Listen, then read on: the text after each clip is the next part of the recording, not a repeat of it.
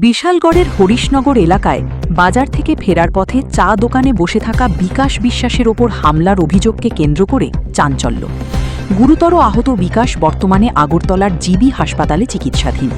পরিবারের দাবি, তার অবস্থা আশঙ্কাজনক। ঘটনাটি ঘটে গত 21 আগস্ট বিশালগড় কলেজ রোডের একটি চা দোকানের সামনে। অভিযোগ, বিকাশ বিশ্বাস সেখানে বসে চা খাচ্ছিল। সেই সময় একই এলাকার বাসিন্দা নিতাই দাস, ৪৫, পিতা দেবেন্দ্র দাস, রাস্তা দিয়ে যাওয়ার সময় হঠাৎ হোঁচট খেয়ে পড়ে যান। এরপর তিনি বিকাশের দিকে ইঙ্গিত করে কথা বলতে শুরু করেন। এরপর কিছুক্ষণের মধ্যেই নিতাই দাস ও তার ছেলে সৌরভ দাস আচমকা বিকাশের ওপর চড়াও হয়ে মারধর শুরু। পরিবারের দাবি, হামলার সময় শক্ত বস্তু দিয়ে আঘাত করা হয় এবং বিকাশের ডান হাতে গুরুতর চোট লাগে। পরে স্থানীয়রা তাকে উদ্ধার করে বিশালগড় হাসপাতালে নিয়ে যান। অবস্থার অবনতি হলে তাকে জিবি হাসপাতালে রেফার করা হয়। বিশালগড় থানায় মামলা দায়েরের পর 6 দিন পেরিয়ে গেলেও অভিযুক্ত নিতাই দাস ও তার ছেলে সৌরভ দাস গ্রেপ্তার না হওয়ায় প্রশ্ন উঠেছে। ঘটনার পিছনে কোনো রহস্য রয়েছে কিনা তা নিয়েও এলাকায় আলোচনা চলছে। তবে পুলিশের পক্ষ থেকে এখনও আনুষ্ঠানিক বক্তব্য পাওয়া যায়নি। DD report, Times news.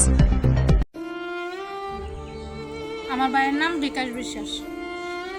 রাস্তার পাশে তরকারি বেচত। তরকারি বেচার পরে রাত্র 8টা বাজে তারপরে চা দোকানে আসে।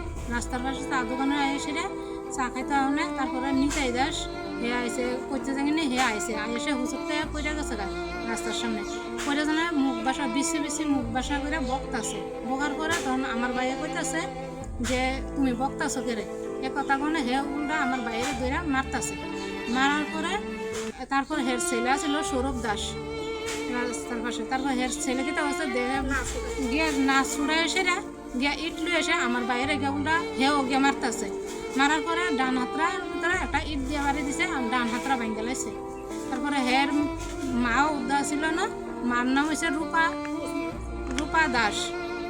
তারপর তারা 3 জন মিললে আমার বাইরে মারছে। মায়েরা সেরা তারপরে বুকের ওইটা ঘুষাইতেছে, লাইতাইতেছে। তারা লাইতানোর পর তারপরে হেন ফালাই দিয়েছে, রাস্তার কিনারে ফালাই রাখছে মাইরা।